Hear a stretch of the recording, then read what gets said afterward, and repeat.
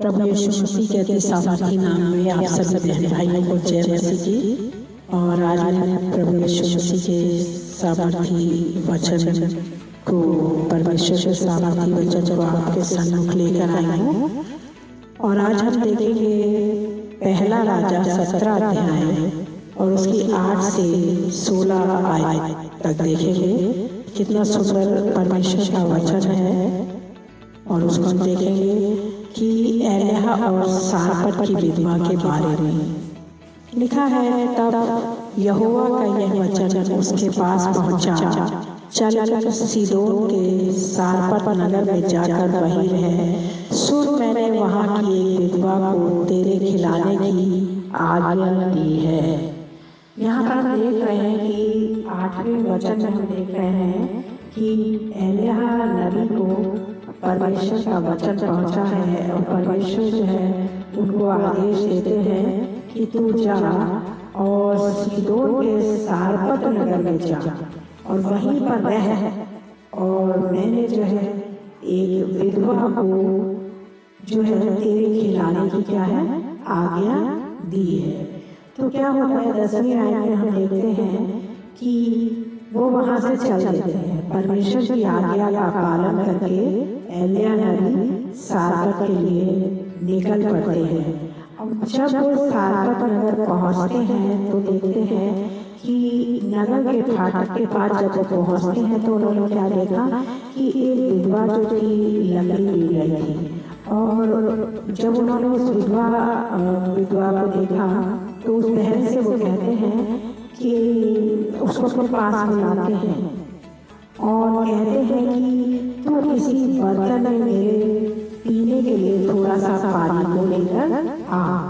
अब 11वें वचन में हम देखते हैं कि जब वो पानी लेने के लिए जाने लगती है तो तभी एलिय्याह नबी जो है पुकार कर कहते हैं कि ऐसा करना, तू पानी तो मेरे लिए लेकर आ ही रही है, लेकिन मेरे पास जब तू वापस आए तो एक रोटी का टुकड़ा भी मेरे पास ले लिया। और यहाँ हम देखते हैं 12वें वचन में कि जब उसने कहा कि तेरे परमेश्वर यहोवा के जीवन की शपथ, मेरे पास एक भी रोटी नहीं है। जब प्रभु के दास ने उससे रोटी लाने के लिए कहा तो वो सारपत की विधवा कहती है कि मैं सच बोल रही हूँ, सच बता रही हूँ कि मेरे पास एक भी रोटी का टुकड़ा नहीं है, क्योंकि हमारे पास सिर्फ मुट्ठी भर मैदा है और कुप्पी में थोड़ा सा तेल है। और मैं ये एक लकड़ी जो है लेकर जा रही हूँ और अपने बेटे के लिए उसे पकाऊंगी, सिर्फ एक मुट्ठी आटा, और हम उसे खाएंगे और फिर हम मर जाएंगे, क्योंकि हमारे पास एक मुट्ठी आटे और कुप्पी में थोड़ा तेल के अलावा कुछ भी नहीं है। हमारे पास कोई भी आशा नहीं है आगे के लिए कि हम और खाना बना सकें। तब यहाँ पर हम 13वें वचन में जाएंगे। 13वें वचन में लिखा है, तब एलिय्याह उससे कहते हैं मत डर। प्रभु के दास ने कहा, एलिय्याह नबी ने कहा, प्रॉफिट एलिय्याह ने कहा कि मत डर, जाकर क्या कर, अपनी बात के अनुसार कर। परंतु उन्होंने कहा कि पहले तो मेरे लिए छोटी सी रोटी बनाकर मेरे पास ले आ। एलिय्याह कहते हैं जो मैं कहना होकर एक रोटी बनाकर लेकर आ, पहले मेरे लिए लेकर आ, है ना। आप लोग इस बात पर ध्यान दीजिए कि एक मुट्ठी आटा है और इधर एलिय्याह कह रहे हैं कि पहले मेरे लिए छोटी सी रोटी बनाकर ले आ। क्योंकि यहाँ पर हम देख रहे हैं, बहुत सोचने वाली बात है कि फिर वो कह रहे हैं कि पहले मेरे लिए बनाकर ले आ। अब मुट्ठी तो एक ही है, रोटी आटा बनाने के लिए एक ही मुट्ठी आटा है, लेकिन वो बाद में कह रहे हैं, दूसरी लाइन में हम देखते हैं फिर इसके बाद अपने और अपने बेटे के लिए बनाना। तो यहाँ पर अभी इतना आटा तो नहीं है ना कि वो अपने बेटे के लिए भी बना सके। वो रोटी तो छोटी सी रोटी बनेगी, बच्चा उसे खेल सके। है ना, एक निवाला ही बन सकता है वो। लेकिन हम यहाँ देख रहे हैं आगे की आशीषों को देख रहे हैं, क्योंकि जो प्रभु का दास, परमेश्वर का वचन प्रभु के दास के अंदर से बोल रहा है, परमेश्वर का वचन प्रभु बोल रहे हैं उसके अंदर से, क्योंकि प्रभु आशीष देने जा रहे हैं अपने दास के अंदर से होकर उस स्त्री को जो है आशीष देने जा रहे हैं। और अभी इसीलिए वो कह रहे हैं कि पहले मेरे लिए रोटी बनाकर ले आ और फिर अपने और अपने बेटे के लिए रोटी बनाकर लेकर आना, क्योंकि प्रभु जानते हैं कि मैं अपने बच्चों को क्या आशीष देने जा रहा हूँ। क्योंकि अभी हम देख रहे हैं कि अभी तो सिर्फ वो एक बहुत ही नन्ही सी रोटी बन सकती है, बहुत छोटी सी रोटी बनेगी, तो वो अपने बेटे के लिए क्या बनाएगी, कैसे बनाएगी। लेकिन यहाँ पर प्रभु का दास क्या कह रहा है कि फिर अपने और अपने बेटे के लिए बनाना है ना। अब 14वें आयत में हम देखते हैं, क्योंकि इस्राएल का परमेश्वर यहोवा यूं कहता है कि जब तक यहोवा भूमि पर मेघ न बरसाएगा तब तक ना तो उस घड़े का मैदा समाप्त होगा और ना उस रोटी का तेल घटेगा। तो यहाँ पर जो है प्रभु के दास ने एक आशीष को दिया और कहा कि देख इस्राएल का परमेश्वर यहोवा ये कहता है, कहा परमेश्वर यहोवा ये कह रहा है कि जब तक भूमि पर मेघ ना बरसाएगा, क्योंकि और जब तक उस घड़े का मैदा नहीं समाप्त होगा ना उस रोटी का तेल घटेगा, है ना। यहाँ पर अभी हम कुछ भी बर्तन भरा हुआ नहीं देख रहे हैं, लेकिन विश्वास को देख रहे हैं, एक महान विश्वास को देख रहे हैं। प्रभु के दास जो बता रहा है कि प्रभु ने ये कहा है ना, तो क्या होगा। आप 15वें वचन में देखेंगे हम, तब वह चली गई और एलिया के वचन के अनुसार किया। उसने कोई प्रश्न नहीं किया कि अरे अभी तो कुछ भी नहीं है, इतनी बड़ी बात कैसे हो जाएगी है, यहाँ तो अकाल पड़ा हुआ है और आप कह रहे हैं कि ना तो उसका मैदा खत्म होगा ना कुपी का तेल घटेगा। उस स्त्री ने कोई अविश्वास की बात नहीं करी, निराशा की बात को नहीं किया, बल्कि क्या लिखा है ध्यान से देखेंगे, तब वह चली गई और एलिया के वचन के अनुसार किया और तब से देखिए तब वह चली गई।